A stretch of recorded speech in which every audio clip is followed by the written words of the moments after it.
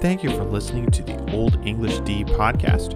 New episodes are live every Tuesday, so make sure to subscribe and follow to keep up to date on all the new episodes. And as we always say, go Tigers.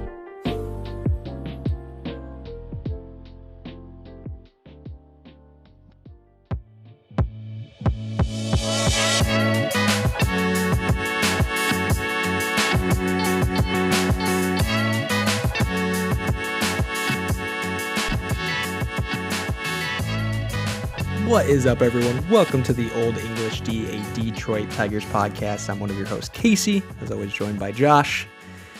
My friend, before you even say a word, can we please have a moment of silence for the whales?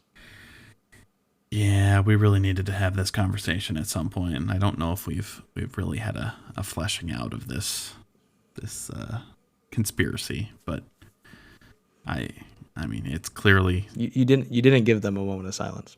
Well, no, because I don't think it's not a permanent silence. thing, so they don't need a full moment of silence. You keep on you say this and you say that they're back and then they're gone and then they're back again and then they're gone. I don't know what to believe anymore. Is the NFL draft ad just going to stay there for the rest of the year? Well, that wouldn't make sense. But then again, covering them up in the first place. Thank you. You know. All I'm saying is there's not a lot of common sense that's happening with the whales. And it clearly, at the very least, is casually tied to our record. That's all I'm saying. That it doesn't, not necessarily causation. I'm not claiming causation here. I'm just simply saying there's something to be said, and there's probably some kind of study that has to be done on the whales and their effect on our beloved Detroit Tigers. Yeah, I mean, what were we, 8-4 before and 1-3 after? I think that's how math works. Yeah, Tigers come into the second game of the Rangers series at 9-7. We are recording post the Tigers' second shutout loss against the Texas Rangers this evening. And let me tell you, that game was all of everything you would expect from a shutout loss. That was pretty pitiful. I think we grounded into 3 double plays. I think we left 8 runners on base. We had countless opportunities with less than 2 outs, and plenty of good pitching to go around to unfortunately all come up short. Now, I personally think we deserve to lose that baseball game. You seem to not concur.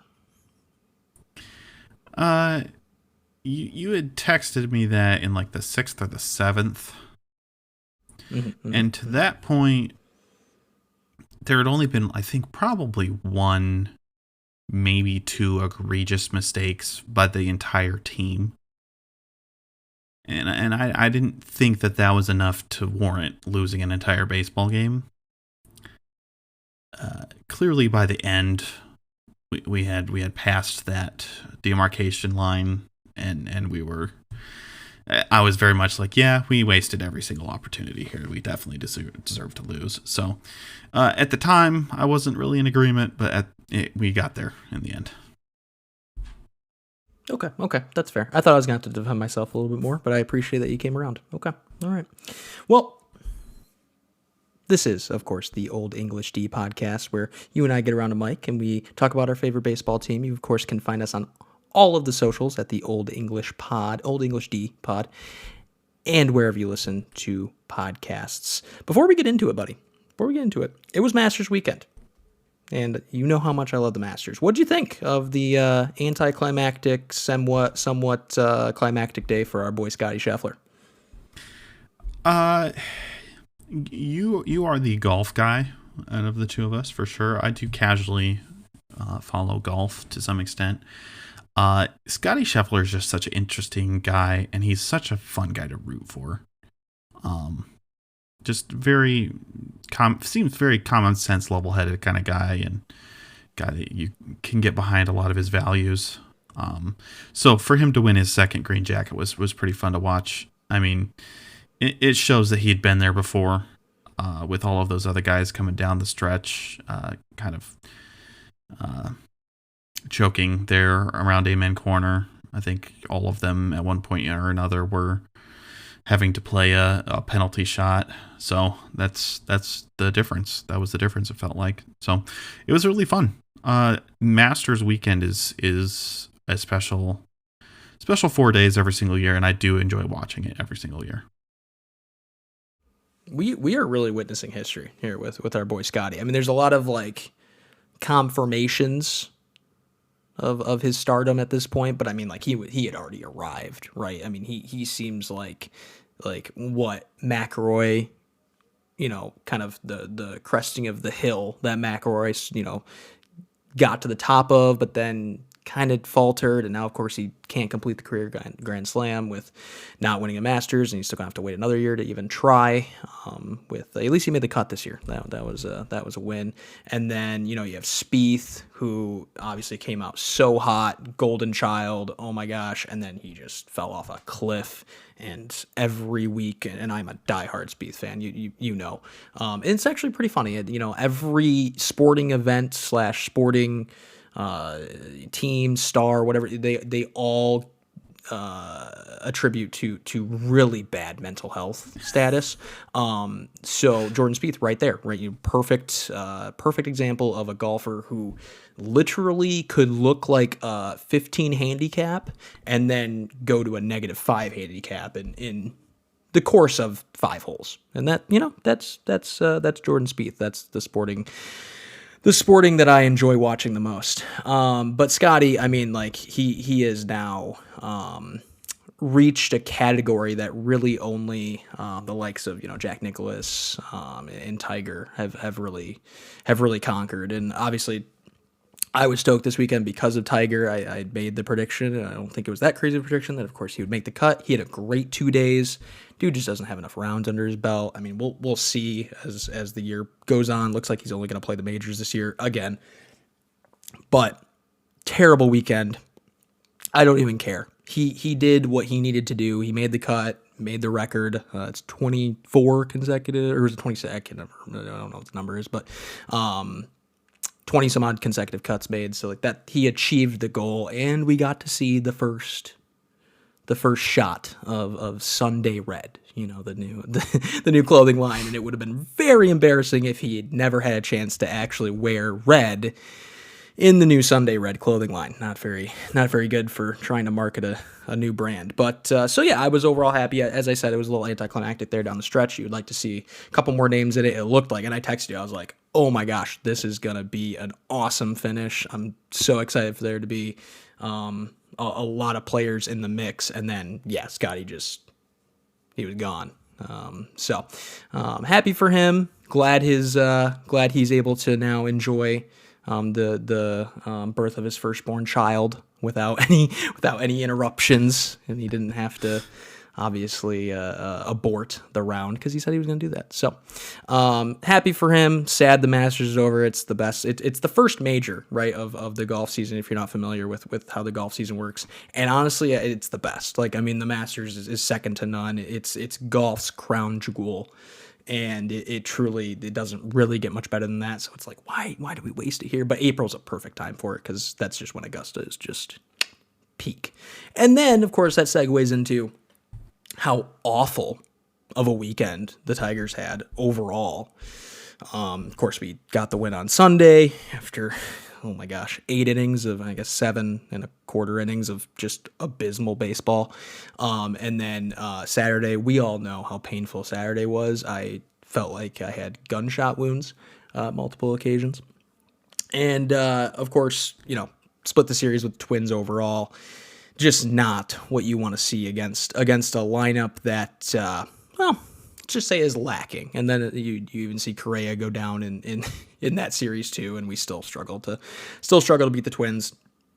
The Twins are not starting out very well. There are plenty of other better players and better teams in the Central right now. We're one of them, technically. But, of course, the Royals and the Guardians are just winning in miraculous fashion day in and day out. So we'll see when they cool down. But we have a series to talk about, and we of course, have tonight's game. So what are some of your takeaways from this weekend and then maybe tonight? I mean, you just go back and it just continues to be this same sort of just this theme of good to great pitching almost every game. And even in the games where we're not, shutting out people, we're still, the starters for the most part are throwing quality starts out there. I mean, you think about Sunday and Jack Flaherty, but I mean, he had a quality start for the entirety of the afternoon. Yep. And it just feels like for a lot of these starting pitchers, they feel like they have to walk on eggshells and just pitch a perfect inning every single inning they go out there, or else they're not truly giving their team an opportunity to win. When in reality, they're pitching great. They're pitching lights out. The bullpen's coming in and doing a great job. And yeah, the offense is just, it is what it is right now, and it's very inconsistent. And we've gone over it multiple times, and we'll continue to go over it this year. But it's just it'll be a frustrating point of contention all year long for this team, and it's rearing its ugly head on a daily basis. Yeah, I think too, like to your point about the pitching, like it's so frustrating because I know that when this offense gets hot, if they can ever figure it out, the pitching is just going to be abysmal then. And like it's always this circular cycle of like when we feel like we have a good baseball team, they just can't like fully put it together where it's like both sides of the ball are pushing at all cylinders. And we have, like, tonight is a great example. Reese Olson threw the best start of his year so far and gets the loss in a 1-0 baseball game. Like, to see how well Reese was pitching, and yes, there were a couple mistakes left over the plate. Yes, he got into some trouble, and yes, he got some help from Riley Green on an amazing outfield assist, which, by the way, that was his first out made from the outfield. Yeah, I was kind shocked. of nuts. I didn't know that. I know, I didn't know that at all.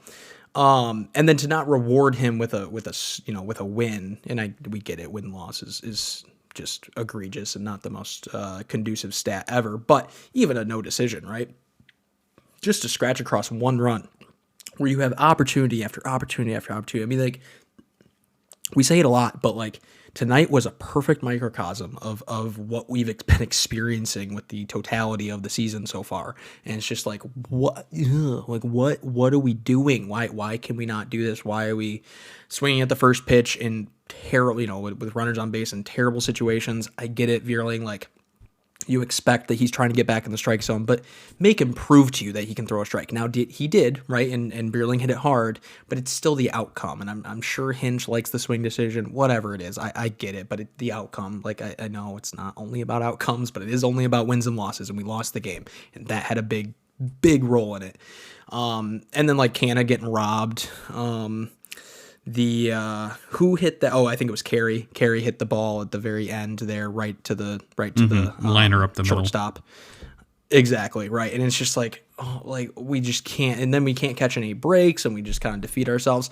It has felt more like when we win, the other team is beating themselves rather than we're actually beating them. Now, of course, we had a little bit of a beat down in the Twins series. That felt nice, a little offensive breakout, that was great, but then it didn't carry over to anything, and it's like, all right, well, great, cool.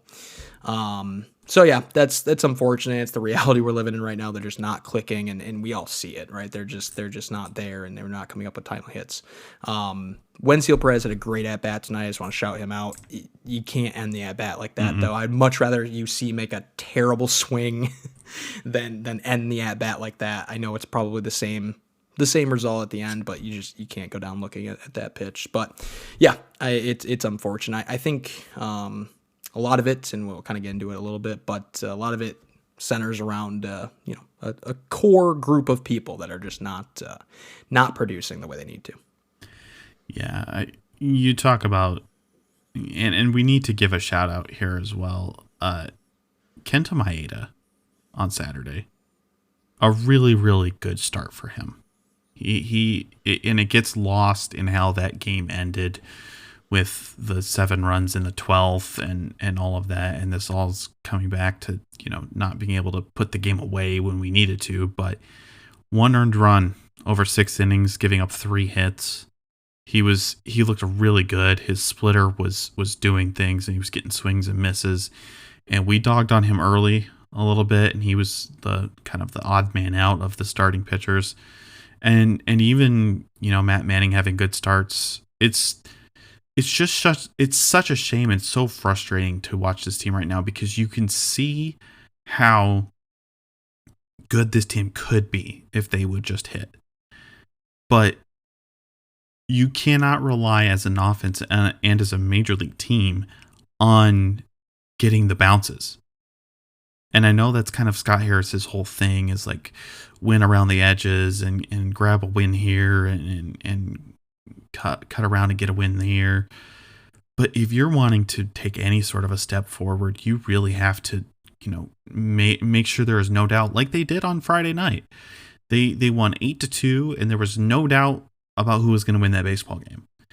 Did they get every bounce in that game? No, but it wouldn't have mattered if they didn't. So there's just not enough average major league hitters in this lineup right now. And it's really hard to say, and it's really sad to say, but there's probably 2 or 3. And that might be generous. We need like 2 more Mark Cannas. And then I would love like a JD Martinez. I know he's hurt or like whatever, but I would have loved a profile like JD Martinez. Like that kind of guy you're kind of scared of in the lineup. I get it. Some guys in this lineup can grow into some of these roles, and the slow starts from Meadows and Javi and Torque, they don't help, right? That's certainly some factors that we would hope to have started out in a different light. But when you're getting next to 0 offensive production from them, and then just kind of the normal production from your Riley Greens and your Colt Keys of the world, and some timely hits from Gio Urshela, but it's like, whatever. The other thing is too, and I don't know if you saw this stat on the Bally Bar tonight, and this kind of goes back into the whole, we just have terrible plans against starters. Almost half of all of our runs scored are in the 8th inning or later. The 8th inning Wasn't or it later. like 54%? It was 46%, but it would have gone up if we scored a run tonight. But it was basically 50% of our runs. Okay. And it's like, that's leaving 2 innings. 2 innings for your team to try to come back and try to make things of it. Now, are they making things of it? Yeah, they're over 500. They're 9-7. Is it sustainable? No. Not even close.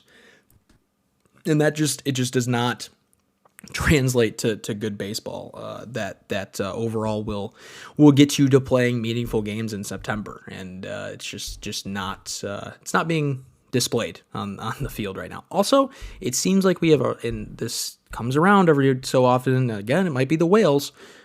We have trouble at Comerica. Like we really are struggling at Comerica. We seem to and we seem to be a lot better on the road. We seem to have a better mix on the road. It seems like our pitching is not quite as great on the road, which would make sense because Comerica is a little bit of a pitcher's ballpark, but it seems like we are overall just a more of a unit on the road. So it's something to keep your eye on. Again, small sample size, not so sure that's going to play out in 162 games, but it's something to keep your eye on. Did you have any other takeaways you wanted to go over? Specifically, Todd Jones made a really interesting comment tonight on the bullpen that I thought I would share, and you may not have noticed, not being the biggest Todd Jones fan on the broadcast, but he did. I'm sorry, I don't even know who Todd Jones is. I only know him as Todd Blones. Nice. No, he had a comment tonight about the bullpen, and it was something that he was talking with AJ about, I guess. And he was saying that AJ likes it that they don't have to rely on 1 or 2 guys in that bullpen on any given night. there's not a night when you go out there and you say, hey, we're going to need 9 outs, and I don't know where I'm getting 3 or 4 of them from. I don't know who it's going to be. AJ has a plan, and B has 4 or 5 guys in that bullpen right now that can go and get you 3 to 4 outs. And that has to be such a luxury. We dog AJ so many times for his bullpen usage, and I think this year he's had a very good start. Now it's helped that, all of his pitchers have pitched well. I mean, there's been bumps in the road, obviously, with, Lang. But even if you look at Lang and Joey Wentz, I think their usage has been, for the most part, appropriate for how they're playing right now and how they're throwing. So I don't hate the start Joey Wentz has had. I think they've given him just about as much of a leash as you can give him with how he's played the last few years. Alex Lang, his usage is diminishing, as it should, with how he has played as well. And you're seeing guys like Will Vest get some more opportunities. And to have that versatility in this bullpen, with how they're trying to win games around the edges, it's going very well, and it's really fun to watch too. Vioto's a changed man too. Mm-hmm. He looks great. He pitched tonight. Obviously, all of his numbers are super solid against small sample size so far, but he truly has carried over from spring. His velocity's ticked down a little bit from spring. Kind of just comes with the cold weather and a little bit different climate that you have at Comerica. But overall, like the bullpen's been so solid. And to your point about bullpen usage from our best friend AJ, he took a lot of risks in the beginning of the year. Obviously, he plays a lot of these things close to the vest, but he knew pretty much all year that for all offseason, I should say, that the first game of the year, it was going to be close, and he was going to have a chance to throw out Foley for the save. Mm-hmm. And he was just thinking about that moment all offseason.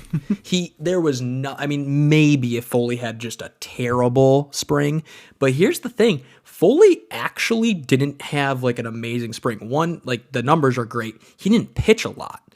He had some fatigue. He had to skip a couple outings that were scheduled for him, and he really didn't come out of the gates in spring like throwing the 101 for sure that we've seen now. But that was so gutsy of Hinch to be like, no, this is my guy. This is what we're doing for now. We're gonna see how this works. Because really, he's never been totally given that full role. And again, still kind of playing with it, still, kind of mixing and matching for sure. But there are so many weapons out there. There's so many opportunities to get outs in that bullpen. And, he's used it to high marks so far. Of course, I'm being facetious about Todd Blones. I actually, I refuse to call him Todd Jones, but Todd Blones. He actually is. I actually like his insight quite a bit. He's pretty great on Bally. Carlos Pena, shout out to him. He did his first analyst tonight. I don't know how long of a marriage this is back with the Tigers. It kind of feels like he's just there. It's a weird thing because it seems like he, not to be, whatever about it, but it's definitely a downgrade from MLB Network, from being an analyst on MLB Network all the time to go to a local TV shop, and you would kind of call Fox Sports Detroit, or sorry, Bally Sports Detroit, some of the higher echelon for sure. We now with obviously Benetti kind of puts us more on the map, but we've been around the league. I think we're a little bit higher on that tier of local broadcasts, but even still, like, it was an interesting get that we got Carlos Pena. So, whoever did, that's great on them. He did good. I still think he's a little annoying sometimes. It's just, he didn't have a chance to say Blakata tonight. So, you missed it then because he did say it. He did say it. Oh, no. Oh, no. I must have been getting some dinner at that point. What did he say? Blakata in a home run. No, I mean, but okay, yeah, sorry. What was the context of what? To be honest, I blocked it out at this point. I don't remember. It was some replay. I think it might have been of Javi's yesterday. That makes a lot of sense. Do that's his Twitter handle, right? Or sorry, his X handle. I still call it Twitter, and I didn't, but it makes sense, and I believe it. that's how bought in he is to that whole thing. I mean, kudos to him. Stick to your guns. Kudos to him. Exactly. Stick to your guns. A few of my takeaways. On a more positive note, the defense. Now, you might not see it in some fielding statistics, let me tell you, but the defense has actually won us some baseball games. It's at least kept us in some baseball games that have felt like, oh my gosh, if we don't do something here, if some kind of momentum shift doesn't happen, this is going to be bad. You look at tonight, great, oh my gosh, fantastic outfield assist by Riley Green. That whole inning, and I'm sorry, I think his name's Beasley, the third base third base coach for the Rangers. Seems like a great guy. I hear he has a great singing voice. I'm glad. I'm happy for you. You should have sent Jonah Heim in that moment. I know he ended up scoring, but honestly, I think if you send Jonah there, then, with no outs, I truly think you score a lot more runs in that inning just because all of the tide is turning. So when you don't send him and then we get a couple good breaks our way, and then obviously Riley throws the runner out at home, that's a huge momentum shift. Obviously it didn't end up mattering, but here we are. You have a couple amazing plays from Vierling in the Twins series out in the outfield. It's good to see good starts from Colt Keith, who we were questioning his defense coming into the year, and all he's proven is that he actually might be one of the most solid in all of the infield. There's still a couple of quirks, a couple hesitancies, a couple if he was just a little bit of a more slick on his feet kind of guy, he might be able to make that play, but he's making the routine plays, which is what you care about most. The defense on a level that for a team that hasn't had a lot of bright spots in the offense and has had plenty of opportunities to let the games get away from them, has shined in a couple different areas. So that's good to see. I'm very happy that that's the case. Any quick thoughts on the defense? No, I mean, and this goes back to what I was saying about, Scott Harris and winning around the edge. It's just another one of those types of things. Right. And you love to see the improvement because last year there was some questionable moments. And for all intents and purposes, the throwing arm of Javi Baez has been better. There's been a lot less adventurous scoop plays by Torque at first base. There's been a lot more strikes thrown there. And Colt Keith, again, really solid defensively at second base. And it's going to take him a second to get used to playing with Javi. And I think Javi cut in front of him on one today that ended up working out, but I don't know how he felt quite about that one. But it'll take Javi's definitely the type A of the infield. of the middle infield marriage there. He's definitely exactly. Where's the pants, if you will.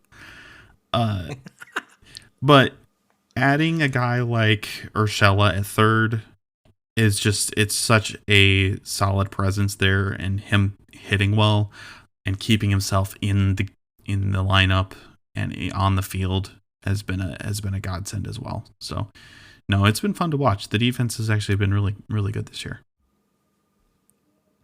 Gio Urshela, still the best $1.5 million you can spend in the offseason. Somehow, some way, our boy Matt Manning has made the most of 2 spot starts in 2 doubleheaders because, of course, baseball in April is just such a pretty much 50-50 at this point, whether or not they'll play a game. And because of that, they've basically needed a 6th man in the rotation. And I'm going to take credit because, I know he didn't make the team, but they needed him. So there you go. And it's funny because I think Reese Olson, that is, he really had to pitch well tonight to at least solidify his role. He's kind of had a couple shaky starts to start off the year, and I think Manning has done exactly what the Tigers have asked him. It's not a good situation right now. Like the first time it was probably very short notice when they had to call him up against the Mets. Goes and pitches, I think 5 2/3 no-hit innings or whatever it was. And then this time he actually had to sit for a couple extra days because of the rain out, and then he was supposed to pitch against the I think it's the Guardians, the Columbus? Guardians affiliate. Maybe I don't know. I can't remember who it was supposed to be, but the and then what's he do? He comes out and he shoves for a solid amount of innings, and also he's just pitching to his strengths, which is good to see. Like, when he isn't like, for instance, he started out the game, the second game of the doubleheader against the Twins, I think with 8 or 9 straight balls. And he just like, he just doesn't even care. Like, he's like, all right, yep, whatever. And part of me is like just so frustrated by that. And it's not a recipe for success whatsoever. But then he just goes and just gets back in it, puts his mind, puts that away and just kind of goes back to it. He's throwing a lot more sweeper. It's sweeper at this point. He's definitely like differentiated that pitch from the slider, but he's throwing a lot more sweepers. His fastball is still a huge question mark. The changeup is coming along. I think it's a really good thing when we have a guy like Matt Manning be able to just come up and just make effective starts. It's not fair for him, the situation he's in, but he's had a great start to the year. He has so far 1 loss, 2.92 ERA. Of course, started 2 games. He's pitched 12.1 innings, so basically about 6 innings a start, obviously, at this point. 10 strikeouts, and the whip is what we really like to see, under 1 at .89. You look at some of these things and you look at the biggest thing for me on Baseball Savant. Obviously, you see all of these red and blues, and there's quite a bit of red, and red's good on Baseball Savant. You just basically want to see that. But the biggest one that sticks out to you right in the middle of the page is the average exit velocity. He's currently in the 92nd percentile of average exit velocity against. So in other words, he does not allow very high velocity right off the bat. 84 basically miles per hour is his average off the bat, which is just saying they're not barreling him up. That sweeper's actually doing exactly what it needs to do and missing the barrel. When he's mixing the slider, it's still an effective pitch. And I just like Tarek's changeup, just exactly like Tarek's changeup. Manning, throw the curveball more, dude. Like, I don't care. I know, I'm sure other scouts and maybe even Feder, maybe they all say don't throw it, but dude, you have something there. And I think the second time, third time through the order, that thing is devilish. So I like what he's doing. I like what he's putting together. I still want to see more velocity. I think literally the way he is overthrowing some of these times, I think his arm's going to fall off. But what have you seen from Manning the first couple starts that he's had the opportunity to get?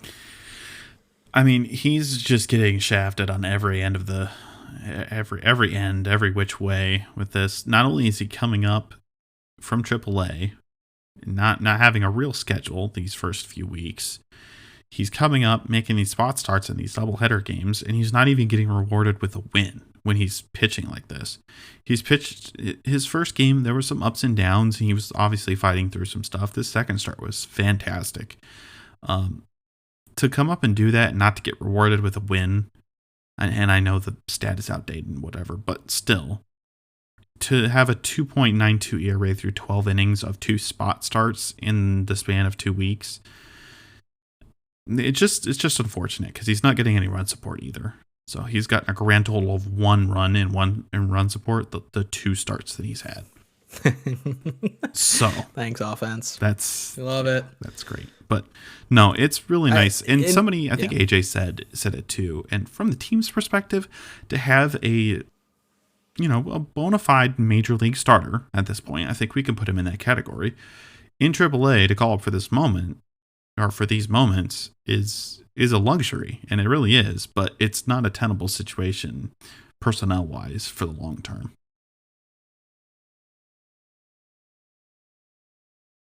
Oh, sorry. My mic wouldn't unmute for a reason. I was like, oh, there we go. It's all breaking. It's all happening at once.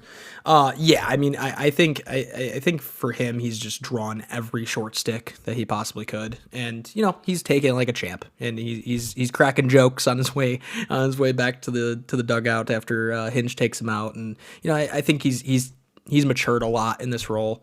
And I think before the end of the year, before it's all out, like you always say, water will find its level, and he'll find his home back in Detroit. I still think there's some mechanical things they want to work out.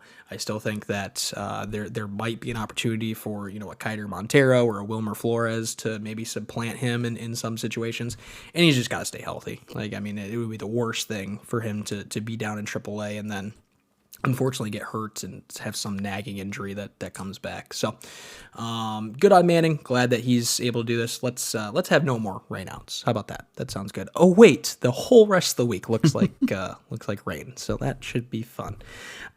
Speaking of weather and doubleheaders, Saturday, Josh, let me just take you on a little journey. Let me just take you on a little ride here. I was so amped for Saturday. I was so giddy for Saturday. You have moving day at the Masters. You have Tiger Woods teeing off at 9 something. Or no, actually, no, I think his tee time, my bad. His tee time was actually at 12. His Sunday tee time was at 9. Like 12:30 or something. A little bit afternoon tee time. And then not only that, you have a Tigers doubleheader. And I woke up very early in the morning and played some really great pickleball. Okay, so I mean, like, Saturday was just set up for so much success. I was so excited. I was even so excited that I went to the Apple store and purchased a new device. I am now part of the iPad gang because of how many screens I needed to have on this whole thing, and that's a whole story in of itself. The Apple wouldn't price match Best Buy, so I had to run to Best Buy, and then I had to run back to Apple to get a case. It just was a whole thing, but I did it. I got in front of screens that I needed to get in front of, and we commenced. We began what was going to be a fantastic Saturday of both golf and of both baseball. And then just everything collapsed. Obviously, Tiger Woods, that is, did not have the greatest Saturday. It is moving day. It's called moving day for a reason. It's not just positive. It's also negative. That happened. He shot an 82. Great. Wonderful. And then the Tigers did basically the equivalent and lost both games of the doubleheader in supremely terrible fashion, I might add. I mean, we're talking a terrible loss in the first game. I mean, like, one of the most painful losses you could have, where we go into extras. I think we played a total of 21 or 22 innings on Saturday. No big deal. Go into extras, and the Twins score 7 runs in the 11th.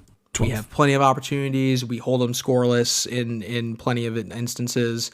And then obviously in the extra innings, when you have a runner on base, it's pretty much a guarantee that then you're going to win the game if you hold your opponent scoreless and you're at home. Oh, no. Okay. Yep. Great. Then we go on to more extra innings, and then we somehow made it to the 12th inning for the first time since 2019, Josh. 2019. Mm-hmm. The first time we've played a 12th inning since then. And, I mean, yeah, whatever. You can say what you will with the Ghost Runner. I'm kind of warming up to it, which is funny because they might get rid of it. Who knows? But I'm kind of here with it. It makes everything snappy, and it adds some interest in these later innings. I still would pull for them playing out maybe like 2 regular extra innings and then, doing the whole extra or doing the whole Ghost Runner thing, but I digress. And then they just don't do anything in the next game. They just don't do anything. There's nothing to write home about. We have a great start for Manning, like I said, good enough to get a win at the very least, and no offense. Just nothing to show for it. Saturday was truly painful. What were your tribulations for our wonderful Saturday doubleheader that was not done? Well, I mean, it really all comes down for me to that first game of the doubleheader. You look at how that game went, and Tiger scoring 2 in the first inning, which seems like an eternity ago, and then just kind of frittering it away through the rest of the game. They gave up the tying run in the 8th, and again, to that point, like, Maeda was great. The only reason he didn't have 2 earned runs was because he threw the ball away into center field. But I mean, they ended up coming back and taking the lead after that.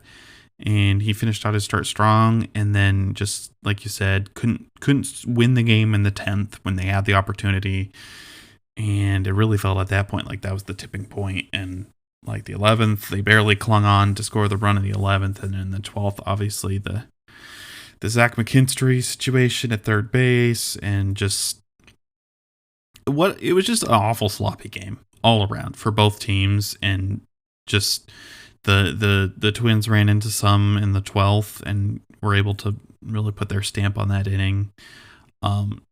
We do at some point need to talk about third base at Comerica Park on this past weekend, because there was some sort of hex over there on the dirt or something, because there was some weird things happening. It's the Whales, dude. The Whales aren't watching over them. Well, it worked out in our favor on Sunday, so just... I get it. I mean, you know, they all say it equals out, but I don't believe them. I mean, and that's the thing too. I mean, you talk about Sunday. Yeah, Sunday's great. We got the win, dude. 7 innings, 7 shutout innings. I was just referring to the grounder the, to Farmer that snuck through and he missed. No, I get. But that's the thing. I mean, they gave Canna a hit. Well, that just speaks to modern scoring. That's not really... I get it, but I mean... I don't hate the call. They gave McKinstry an error. Yeah, well, his was definitely the easier play. Let's be clear. Yeah, I never really got a great look. Like all the replays of the Farmer debacle there at third base. I didn't really get a great look at it. There are some replays that literally looked like he just missed it. And I'm like... And I thought for sure that it was going to be an error, but then clearly not. I clearly miss a bounce or something that it takes, because it seemed like it was a hard play. Again, there's something funny going on. I mean, Canis was hit harder, first off, so that's part of it. But I mean, both of those plays, I think, probably 95 times out of 100 get made. McKinstry just overplayed the hop and picked up his glove too soon, and the ball went through his legs under his glove. Just the classic Little League error type deal. And Farmer looked like he got a bad read on a bounce, and it made its way past him. So I think it's a 6 in one, half a dozen of the other at the end of the day. But it was still weird that they both happened. Did you hear that Hinch really screwed up the end of that game too? He didn't remember that there was already a mound visit that inning, and so I guess the second mound visit you have to make the change or whatever, and he forgot that Fett went out at one point, and so he had to like get McKinstry right after he made a terrible play at third, or didn't make a play at third, and he had to pitch. He had to pitch right after that. I mean, I would put in a position player, but I think what he said was he was going to tell Lang that this was his last batter before he puts in McKinstry. But then he realized quickly that oh shoot, I can't do that. Well, I have to make the switch now. Fortunately, the rules allowed him to put McKinstry in that spot, because if the run differential or whatever wasn't appropriate, he would have had to run somebody out from the bullpen that wasn't warmed up yet, and that would have been even worse. But kind of got bailed out. Can I just read to you the lineup of the Twins that played that game? Yeah. Because I mean, like they are just riddled with injuries, and this is your starting lineup in the first game of the doubleheader. Julian, Santana, Kirilloff, Margot, Wallner, Miranda, Willie Castro, Christian Vasquez, and Martin. Not a single household name. Maybe outside of Santana, they are riddled with injuries, and the fact that they split that series with that team is so frustrating. That Twins team is. I mean, I'm not saying it's gonna always be like this, but right now they are riddled with injuries, and it's a real problem, and their record shows it. And we looked like we were whimpering for 80% of that series. Yeah. So it's just, I mean, you know, it's sad. I'm very glad we won Sunday, because, and you know, that's just it's the passion of the team. It's the heart of the team. It's the never quit attitude of the team, that blue collar baseball that we talk about week in and week out. It's great that they have that.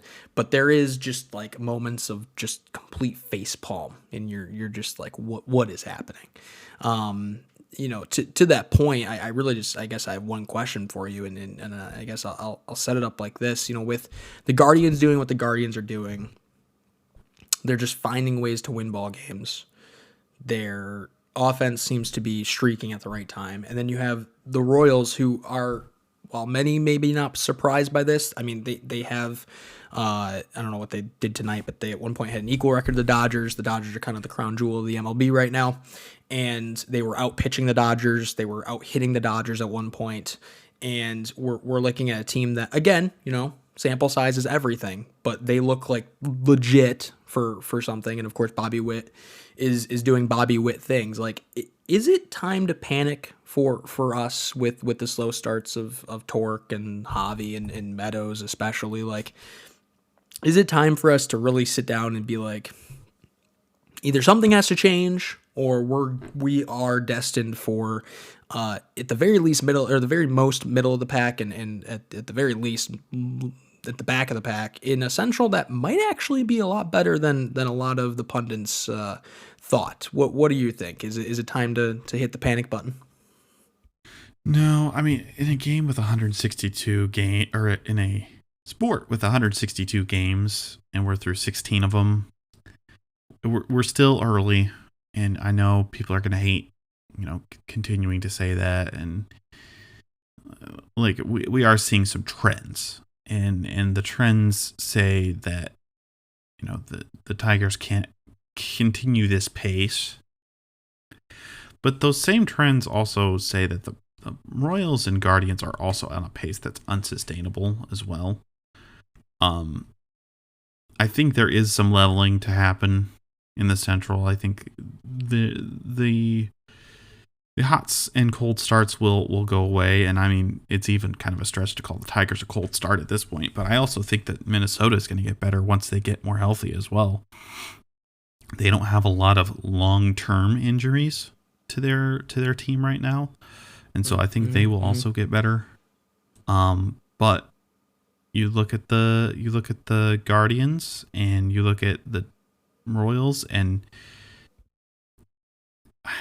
it's just hard to see where the wins are coming from down the stretch there. And maybe moves are made and people are added, but it just doesn't seem very sustainable to me. I'm still consider me a skeptic. That's what I would say. Yeah, that's fair. I think of both teams, it's fair to be a skeptic. But I mean, team chemistry is so much. Like it's so much in the sport, and clearly both of those teams have some good mojo going into week 3, week 4 at this point. And I'm not necessarily so certain that it is just a blip in the radar. I think once you kind of cross that double-digit win threshold and you start to beat some good teams, you start to actually see some variance of teams and different play styles that maybe you don't match up well against home and away games. Now we're starting to pick up a little bit of a sample size. I know the Tigers are still trending to have above 500 April, which would be a huge win. Like we both agreed, and we all agreed that would be an incredible step in the right direction. But when you have teams that are playing above expectations and look like there's something there that's sparking something, it's tough to see how this team kind of measures up, but we'll see when we actually play these teams, right? I mean, obviously have yet to face the Guards, have yet to face the Royals, so we'll see how that goes. But I'm kind of with you. I don't think it's time to necessarily hit the panic button just yet. I think decisions probably have to be made pretty soon on, especially just one, Parker Meadows. I think he is at this point clearly struggling, and having reset days and whatever you want to call them, rest days, whatever you want to package them up as. I mean, he didn't start tonight against a right-handed pitcher. That's not a good sign. If he had been hitting even above his weight, he would be he would be playing. And so, when you start to see these things, his defense is obviously great. He could still, I think he stays in the majors just as a defensive replacement for quite a long time. So that's where it also gets tough, where it's like he's better than 95% of the league in the outfield. And so it's like, oh, well, shoot, that's going to get you into some ball games no matter what. So I think, maybe it just kind of starts like this, where Vierling gets more reps at the plate. He's definitely put together better at bats. And you bring in Meadows like you did tonight to, pitch running for torque and then play some defense in the outfield. So I think we're going to see that kind of mantra for a while. They definitely want to get Meadows right, so they're going to give him more chances.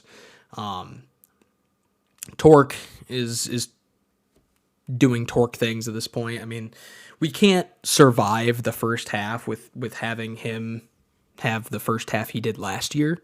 So there are signs of much better at bats coming. I think tonight was a great example. He went down 0-2 in his first at bat and then walked, worked it back to a walk. So that's really, really encouraging. Equally discouraging though is he missed 2 very hittable pitches in very hittable zones tonight. That could have been, if he had hit them right, we probably win the game. I think he just kind of lets it all get to himself a little bit too soon and a little bit too much. And he puts a lot of weight on his shoulders, and he doesn't have to. I get it. You're batting third, you're batting fourth on a regular basis, but you don't have to do it. And then we have to do creative things like have Riley lead off. And I know that's not where Hinch wants Riley. That is not at all where he wants him. I get it's to spark the offense. I understand. He's actually done great out of the leadoff spot. That's not where you find your most successful hitter. I get it. He's going to have a lot of at-bats, but that's just not how you construct a lineup if you're winning baseball games. And so these kind of constructive, creative things that he's trying to piece together, he being AJ, that is, are clues that things are not going in the right direction, and they see it, right? But we'll see how much longer we see Parker Meadows start baseball games, because it's kind of at that point where it's like, all right, well, I guess you're either going to walk or you're going to strike out, and that is pretty much it for you. But the one other guy I want to touch on, and this leads us kind of into our little bit of a news story that came out this week. Our friend Javi started to hear some negative things from the home crowd this week. You all listened to me, and you started booing Javier Baez. Now, again, I think we can make this a positive thing. Clearly, and I'm here to say it, when he hears the boos, when he hears people not liking him, there's some kind of on switch. I'm sorry. Maybe if you don't want us to boo you, maybe you just continue to play at the plate terribly. But he hit a home run, first home run of the year, beat Torque to his home run for the first of the year. I don't get it. I just do not understand it. So, I mean, is it good? Is it bad that they're booing? I don't know. Before we get into all of his comments about that, what do you think about the fans booing our friend Javier Baez? I understand the concept of what you're going for, and it is pretty interesting, the timing of everything, but I just don't. I have booed a one person for the baseball team that I root for in my life, and I booed Brad Ausmus. Who was it? As he was pulling Justin Verlander from a shutout start in the 9th. Ooh. For, I forget who came in. I think it was Benoit came in and was it Joe Nathan? Does that line up with the timeline? I forget who came in, but he blew the save. Whoever came in blew the game and blew JV's start, and everybody around me was booing, and I felt like it was the appropriate moment. I don't know that it's ever appropriate to boo your own players because at the end of the day, however they may be going about it, they are trying to do their best to win for your team. And, some guys respond to things different ways, and I just don't think that's the supportive thing to do for your team. I'm much more of a positive person than a lot of people are, and that may be a hot take. That's just the way that I see things when it comes to booing your own players. It's just a little bit of reverse psychology. It's just, and it seems to work. I don't know. I mean, it seems to be fine for what it is. Well, I don't necessarily think I could do it. There's a difference. I don't think I could go out there in the stands doing it rather than the White Sox fans doing it. And we can agree he kind of ran into that curveball on Sunday. Like, it was good to see him hit it. I mean, it was honestly, it was good to see him do anything against it. Like, I mean, he usually is swinging that hard, and yeah, whether he timed it up just right or whatever, it was still a breath of fresh air, and he got a nice knock tonight. So maybe, and that's what I'm talking about. Like, it's so frustrating because it's like he just has such a different attitude because he wants to prove everyone wrong. And it's like, why aren't you doing that on a day in, day out basis? I don't understand. Do you lock in? What is it? And of course I'm being facetious with the whole booing thing. As I said, I couldn't go to the stands and really do that to him. I really like Javier Baez. I'm pulling for him every at bat. He does some, again, facepalm things that you're just like, what are we even doing here? But he's clearly dealing with some things, whether it be injury, whether it be mental, whether it be whatever. He's clearly going through some things. He's not attacking the fastball. He's always going to swing at breaking pitches. It's just going to be his lot in life. But he's not making great contact with the fastball whatsoever. And when he is getting hits, they are somehow, some way kind of on that breaking stuff off the plate where he's just kind of getting lucky. And talk about sustainability, that's just not sustainable. So he's got to make better swing decisions. He's got to be on time, and he's just not right now. He's completely out of sync. He has no idea. Yeah, I kind of liken it to, I mean, because golf is the sport I actively play. Around the greens, it's such a feel thing around the greens when you're chipping, when you're putting, and he just has no feel right now. He has no timing. He has no idea whether to pick up his leg to get the timing down, do a short stride, kind of half step. He doesn't know what to do with his hands. He doesn't know how to get the barrel in and through the zone, in the zone for a long time and through the zone quickly, to be able to make competitive swings and competitive passes at the baseball. And so he was asked, of course, about these boos and about the little bit of negativity he's been finding at the plate recently at the home crowd. And he says, quote, "I know it's frustrating for the fans, but I think that doesn't really help the team and the organization. If we grind together, we should stand up together. We should stay together when we're down." Continuing, "I don't think it's really respectful when people talk trash and disrespect you behind a net where they can say anything." He was asked to elaborate a little bit more about this. Quote, "If fans boo, it's fine. But if they start saying other stuff and cussing at you, it's different. You've got family out there and you've got kids out there, and that's not what they're here for." End quote. 100% agree with that latter part. If we're out there saying awful things like we're the Boston Red Sox fans, no. Right? Like, I'm not there for that. That's not a conducive, edifying experience. No one wants to hear that. Evan Woodbury of M Live goes on to talk about how Javi has two young sons that regularly come to baseball games, and they are actually there to see him hit his first home run. So that was really cool. They're regularly there, right? That's not the experience you want to create. And to be fair, it probably puts them in a weird spot too when the crowd is booing their dad. That's got to be weird too. But there are some times when it is warranted where it's like, what are we doing here? We owe you $100 million. You're batting in the 8th spot in the lineup on a regular basis, and you're just not contributing the way that you need to be contributing. The better part is, right, we don't really need you to contribute, but now we're in a situation where it'd be nice to have some surprise offense from people when we don't have Torques, and we don't have the Meadows, and we don't really have the Colt Keys to really hold us up and be like, this is what the Tigers offense looks like. They may get there. Scott Harris is well aware that this offense specifically is going to be streaky. But it would be nice to have some kind of fallback on the Javi situation, and we don't have it. And now that both Ryan Kreidler and Eddys Leonard are down, he's the option, right? We don't have a lot of other options in the infield. So this is it until we decide to buckle up and invite Jace Young, which is not going to happen anytime soon. So what do you think of Javi's comments? Is he in the right? Is he in the wrong? And should the Tigers fans be this upset about it?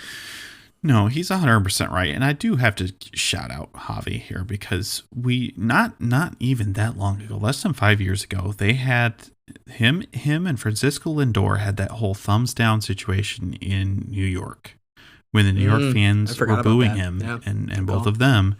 And he handled this in a very different way. He handled it pretty poorly, and obviously he made thumbs down signals to the fans when they finally were able to get hits. And I think that really shows a level of maturity that I was kind of, I don't want to say surprised to see, but it's good to see from a guy that is now one of the leaders of this clubhouse. And it's good to see a guy that has matured in his attitude and his just the way that he's handles himself on the field and off of it.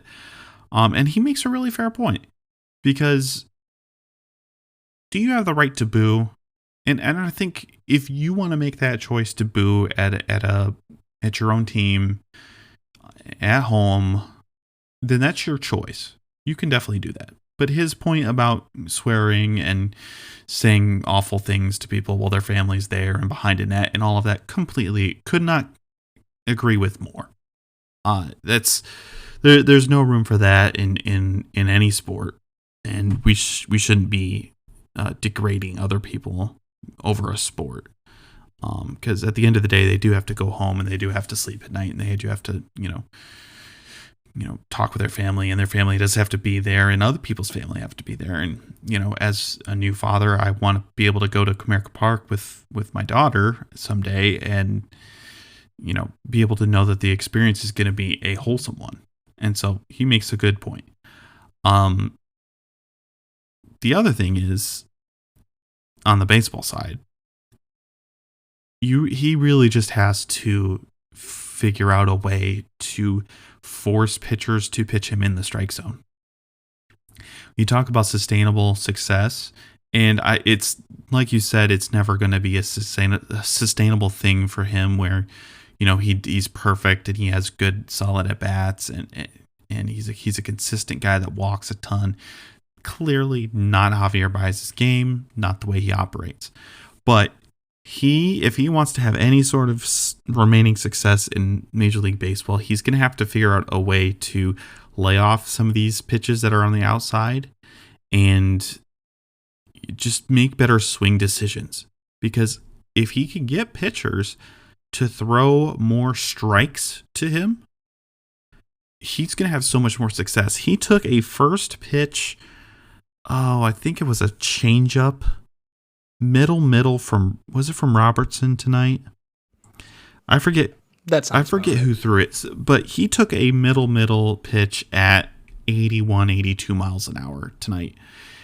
And I think that he was purely expecting something to be thrown in the Rangers dugout. Like he was ready for the ball to be in the left-handed batter's box, and when it was right down Broadway, he had no idea what to do with it.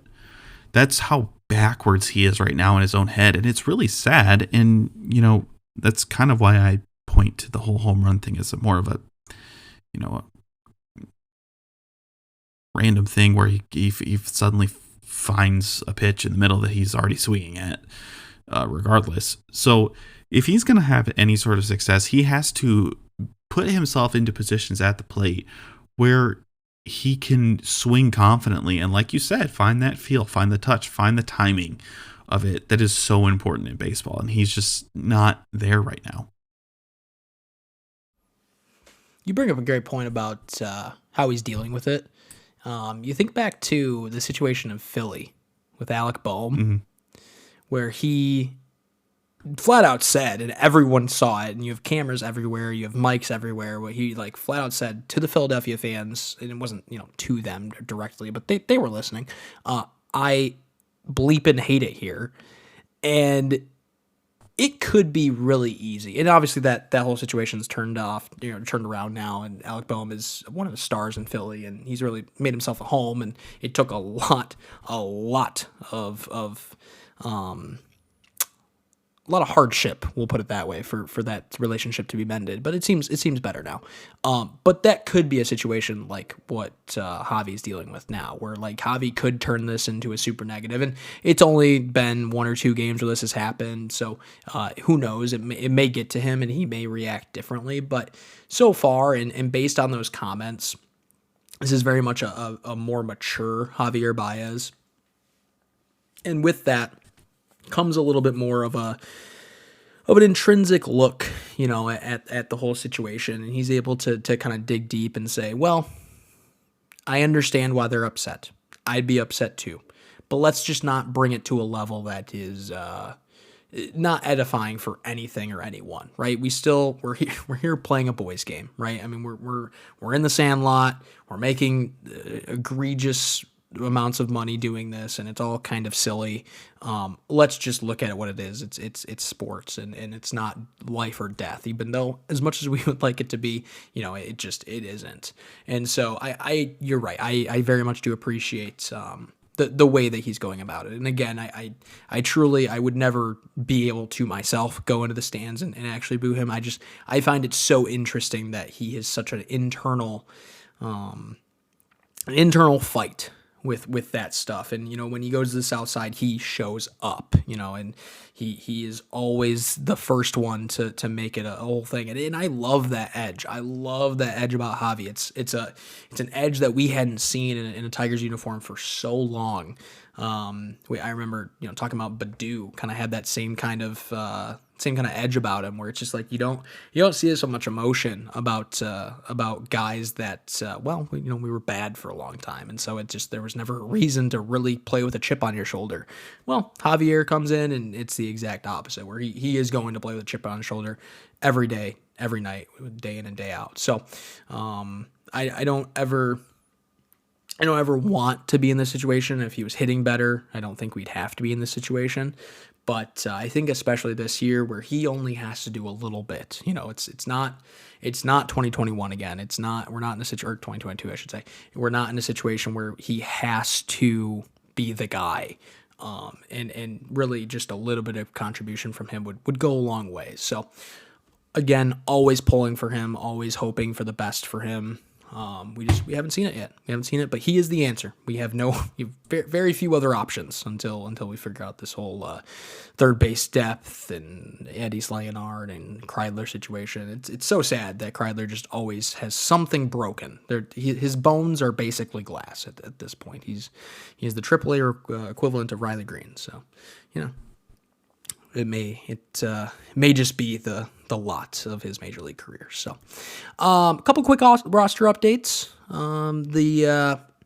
I guess I'll get to the big one secondly. But Sawyer Gibson-Long is having some issues. They've sidelined him at this point. Now there seems to be some forearm stiffness, so it's definitely going to prolong and extend his time on the IL. It's, again, all very convenient that he is not in this conversation of starters and whatever. Not saying it would be impossible. They, of course, want him throwing. And if he could be throwing, he definitely would be. But, again, it's all very convenient. Unfortunate for him. Andy Ibanez seems like he's mending pretty quickly, and it seems like he may be ready for a rehab assignment here within the next week. So that's good to see. And then the Tigers made a 40-man roster move. Scott, I was getting worried, dude. Jeff and Scott, they left the 40-man roster at 39 for like 2 weeks. And I thought the world was falling. I mean, honestly, I was kind of waiting for the apocalypse to happen. I was like, the rapture must be coming at some point because we have an open roster spot. What's happened? I think Chris McCoskey said on Twitter, he's like, he told Scott that he was like losing sleep over the one extra roster spot that we have left. And Scott Harris just like smirked at him, and he's like, and then 5 minutes later, they announced that they had claimed Ty Adcock from the Seattle Mariners, a right-handed pitcher. Exact profile that you'd think. He's a flamethrower that might as well be throwing to the dugout. Like he seems to not have a lot of control. He's only played one actual season, and he only got into 12 games last year, and actually had a pretty solid campaign and a 3.45 ERA in 2023, 15 innings pitched. He did allow 4 home runs of his 6 earned runs, so definitely something to look at. But seems good strikeout numbers and 0 walks, and so that's important. I know that kind of counteracts his control situation, but let me tell you, he does have control issues. This year, the Mariners got him into a couple games, and it didn't go well. Wasn't happening very well. 2 innings pitched and 3 earned runs. So wasn't really the fit. They obviously had to clear a roster spot. But I don't know if you've done any search on our friend Ty Adcock, but this could be another situation of a Tyler Holton waiver claim. They currently have him in Toledo, but any thoughts on the new Tiger, Ty Adcock? Great name, fantastic name. Love the name. I couldn't find any of his major league stuff this year for some reason. There's not much because there's not much. His AAA stats this year are also not the most stellar either. 4 walks to 2 strikeouts in 2 innings, 2 earned runs, no homers. But yeah, just that's good. Seems like there's some control issues there, and I mean, I don't see this as a guy that's going to make the team anytime soon, but maybe a guy they just wanted to take a look at and weren't really too concerned about the whole 40-man roster spot at this point, and a guy that they would be willing to give up that roster spot for a prospect coming up in the future at some point. I don't know that there's a whole ton here. Maybe there is. Maybe they're seeing something that I'm not. Clearly, they have had these epiphanies before. But, I don't know. A guy with this kind of walk rate in his career, I mean, typically as a bullpen arm, it doesn't get better, especially for a guy that's never been able to have the greatest control. Like you said, his 2023 was pretty spectacular for them. And hopefully he could reclaim that at some point, but he's always had a little bit of a control issue, it seems. So maybe not a whole lot here, though. I don't think. I think Scott just got really nervous about keeping that extra spot open on his roster. I mean, and I think, too, it was actually very strategically aligned with the time of year that it was that he was keeping that roster spot open. You see a lot of DFAs at this time of year. You see a lot of injury situations happening this time of year. So there's a lot of different churn happening. And I think we just lost out on some waiver claims because, of course, the waiver claim system, very weird. It's all based on your wins, losses, who gets first dibs, who doesn't. I think it's current win losses too. It's not like last year's win losses. So kind of like where you're at on the pool. So like if like a team ahead of you, and of course it's I think it's lower. So I think your losses are better in this case because you want to be lower on the list. If you've ever played fantasy football, you'll understand what's going on here. Yeah, exactly. But I think, of course, like the Joey Bart situation, maybe there couldn't be like that. Seemed like someone that the Tigers might want to get, but they might not have gotten a chance to get him. I was trying to look at. I know there was another infielder that the Tigers would have probably been interested in, but same situation where it's like, maybe they just didn't get to him. And Scott's finally like, you know what, it's time to seal the plug, like or put a plug in the hole. Where would they have played Bart? Can't. Where would how would they have had room anywhere for Bart? Well, I think the Bart thing is very much tied deeply to the Giants' connection with Scott Harris. No, I'm not saying that he loved Joey Bart. I think this was a prime test to see, do they like Bart? Do they not like Bart? And I'm not saying he would have played in the majors. I mean, obviously he went to the Pirates and he's doing great things with the Pirates. But I mean, the catching depth isn't all that great. I understand they have Rogers and they have Jake, but I mean that's someone you could easily take a flyer on and just send to the minors and be like, well, we'll see. I guess it was more of just a test to see how much he liked Joey Bart. It seemed like in San Francisco there were two very clear camps of people during that draft, of people who wanted to take Joey Bart when they did and people who did not. I don't follow the Giants ever so closely, but like obviously this was still when Buster Posey was there, and you know they maybe didn't need to find a replacement for him. All that conversation. I think it's interesting. It's an interesting idea that he didn't pick him up, so maybe he was part of that whole sect of people that didn't really like Joey Bart. I don't know. It's just an interesting thought experiment.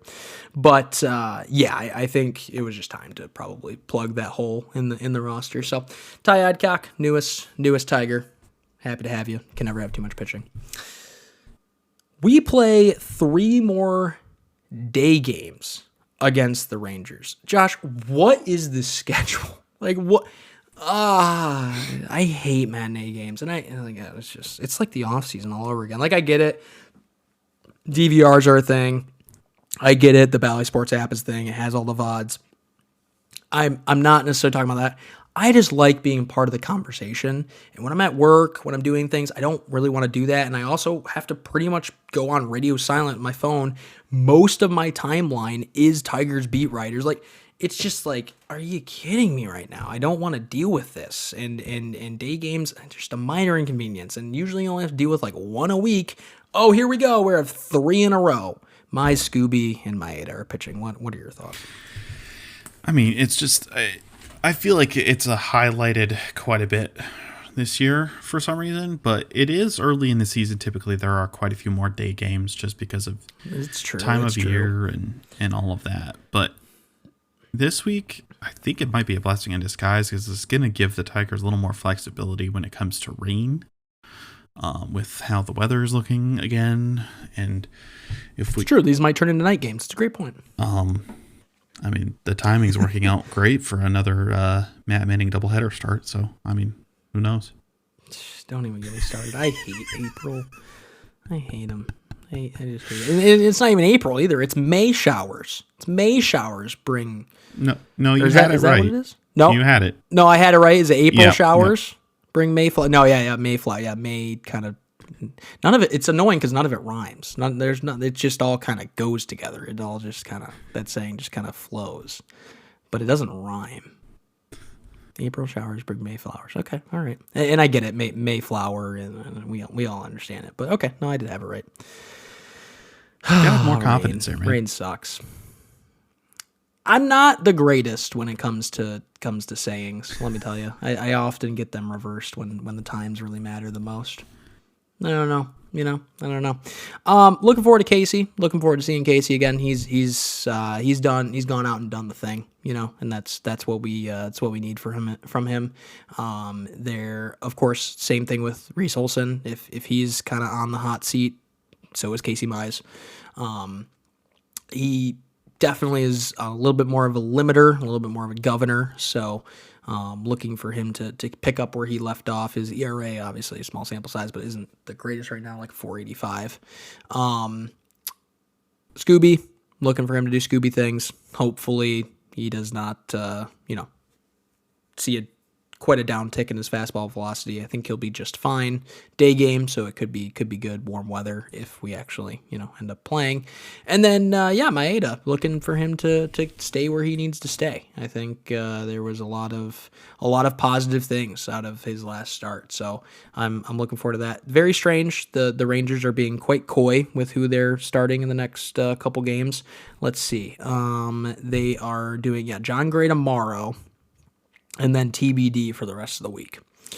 Or the rest of the series, I should say. So that's interesting. One cool thing about this week, no off day. Mm-hmm.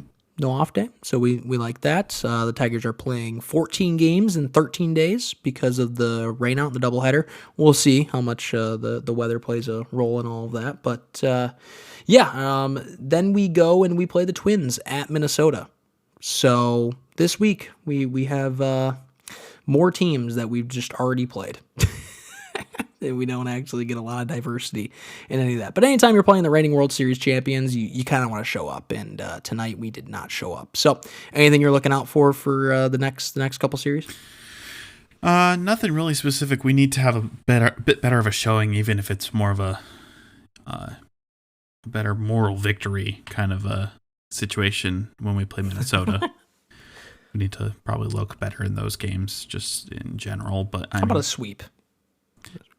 Who knows? But no, I think a shout out to the pitching staff today. I know it's a little bit of an injury-riddled Rangers club right now, too, with no Corey Seager. No Seager and no Young. And I feel like there's one other offensive piece that's missing there, too. But we didn't face Langford today.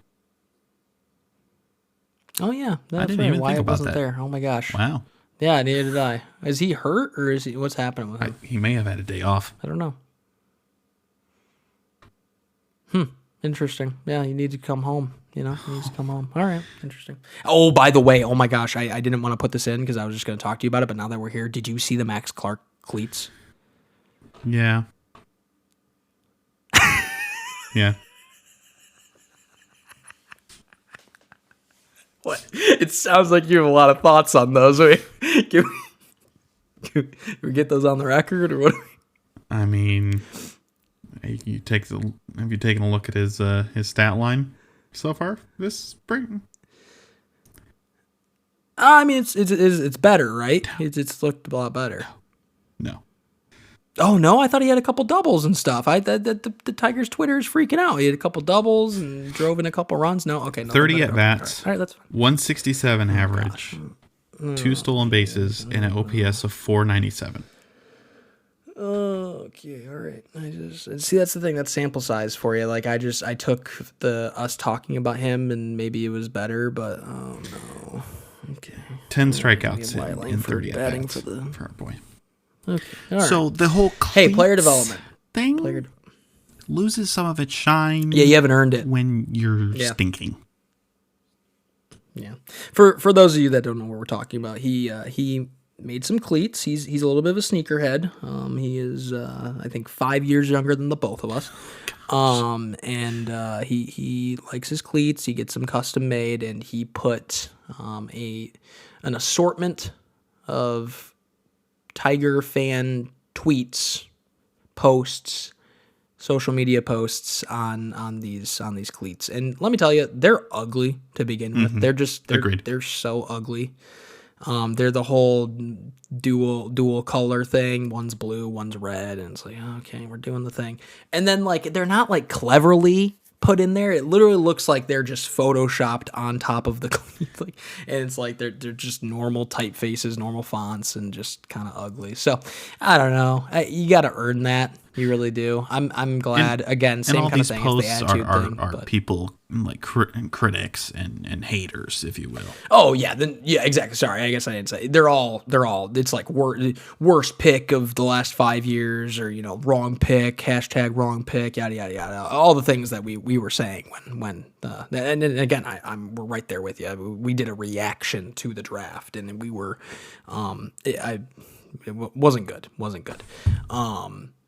So I guess I don't really blame those people, but at the same time, it's like, okay, like it's in the past. Like you don't really have to like bring that into now your second year professionally. It's like, okay, dude, but it's kind of who he is. Again, we've talked about it. It's the Bryce Harper kind of mentality. You're gonna shut up when I actually contribute and win you baseball games. But I don't know, just like you said, like it hasn't been a great start. We haven't seen any kind of magic or electricity from our buddy Max Clark. So hopefully he turns it around. But all right.